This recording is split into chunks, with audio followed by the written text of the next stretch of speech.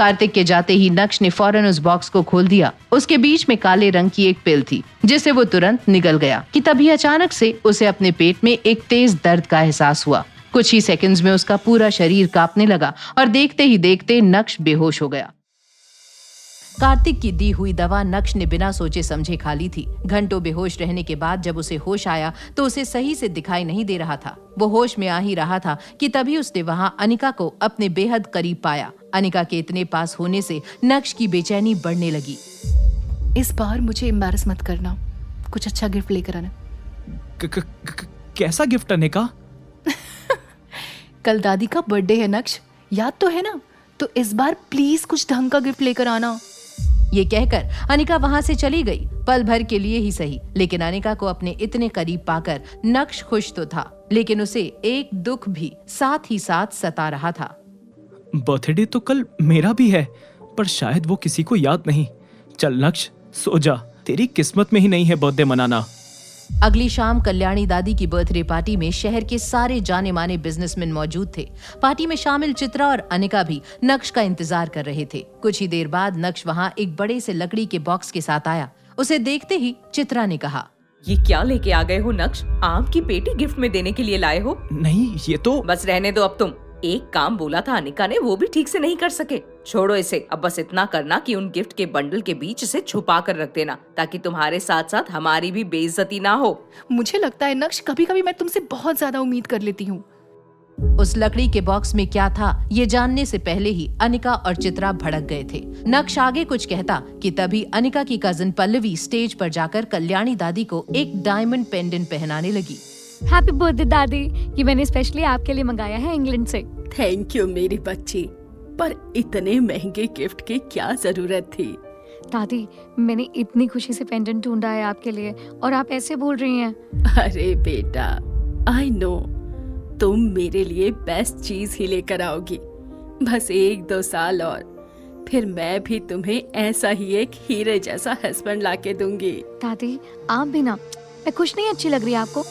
नक्श ने अपनी सासू माँ के कहने के मुताबिक अपना गिफ्ट उन्हीं गिफ्ट के बीच में रखना सही समझा। वो वहाँ पहुँचा ही था कि तभी उसकी साली पल्लवी सामने आ गई। हाय जीजू। हाय पल्लवी। आपने मेरा गिफ्ट देखा, कैसा लगा आपको? हाँ देखा ना, ब्लू सफायर की replica. Excuse me, replica? Its original, वो भी 1.5 करोड़ का। राइट, फिर तो किसी ने आपको बेवकूफ बना दिया। पल्लवी जी, ब्लू सफायर मेरी तरह होते हैं। लाइट कैसी भी हो, रंग सिर्फ वही दिखेगा जो उसकी असलियत होगी, और फेक तुम्हारी फैमिली की तरह। रोशनी पड़ते ही उनके सारे रंग एक साथ बिखरने लगते हैं। डीलर को तो मैं छोड़ूंगी नहीं, पर तुम्हें ये सब कैसे पता? पता तो मुझे बहुत कुछ है, बस बेवजह किसी को ज्ञान नहीं देता। नक्श की बात सुनकर पल्लवी को यकीन नहीं हो रहा था कि उसे ठग लिया गया था, और नक्श की आंखों में भी उसके लिए सिंपैथी थी। तभी स्टेज पर खड़ी कल्याणी से मिलने विहान गया। उसके हाथों में एक फ्लावर बुके और एक गिफ्ट था। हैप्पी बर्थडे दादी। थैंक यू सो मच बेटा। गिफ्ट तो दिया, पर ये फ्लावर्स, ये किसके लिए है? अरे भाई, ये सबको पता है कि ये गुलदस्ता किसके लिए है। नहीं अंकल, जैसा आप सोच रहे हैं वैसा कुछ नहीं है। झूठ बोलने की जरूरत नहीं है विहान, यहाँ सबको मालूम है कि तुम ये फूलों का गुलदस्ता अनिका के लिए लाए हो, तो जाकर अनिका को दे क्यों नहीं देते? अनिका की शादी भले ही नक्श से हुई थी, लेकिन जावेरी खानदान में कोई भी उसे पसंद नहीं करता था, और अनिका को विहान पसंद था। इसीलिए सब मन ही मन ये सोचते थे कि एक दिन अनिका की शादी विहान से हो जाएगी। तभी मैम्बो अंकल के फोर्स करने पर विहान अनिका के पास जाकर घुटनों पर बैठ गया। अनिका, मैं तुमसे बहुत दिनों से कुछ कहना चाहता हूँ। मुझे नहीं लगता कि इससे अच्छा कोई और टाइम हो सकता है। प्यार में लोग पागल होते हैं, लेकिन इतना ज्यादा कि दूसरों की वाइफ से प्यार करने लगे, ऐसा बहुत कम होता है। विहान का ये तमाशा देखकर नक्श का गुस्सा 7वें आसमान पर पहुंच गया था। विहान आगे कुछ कहता उससे पहले ही नक्श ने उसका कॉलर पकड़कर उसे एक थप्पड़ मारा। तेरी हिम्मत कैसे हुई मेरी बीवी को प्रपोज करने की? आज मैं तुझे नहीं छोड़ूंगा।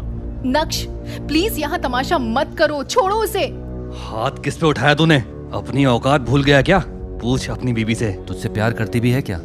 वो मुझसे प्यार करती है या नहीं, उससे फर्क नहीं पड़ता। मैं उससे बहुत प्यार करता हूँ। नक्श, हाथ जोड़ रही हूँ, प्लीज प्लीज मेरे लिए छोड़ दो विहान को। क्या नक्श उतार देगा विहान के प्यार का भूत? क्या नक्श को चुकानी पड़ेगी अपने गुस्से की कीमत? और अब कौन सा मोड़ आएगा अनिका और नक्श की इस कहानी में? इन सभी सवालों का तुरंत जवाब चाहिए तो पॉकेट FM डाउनलोड करें और सुनें super hit series Insta empire.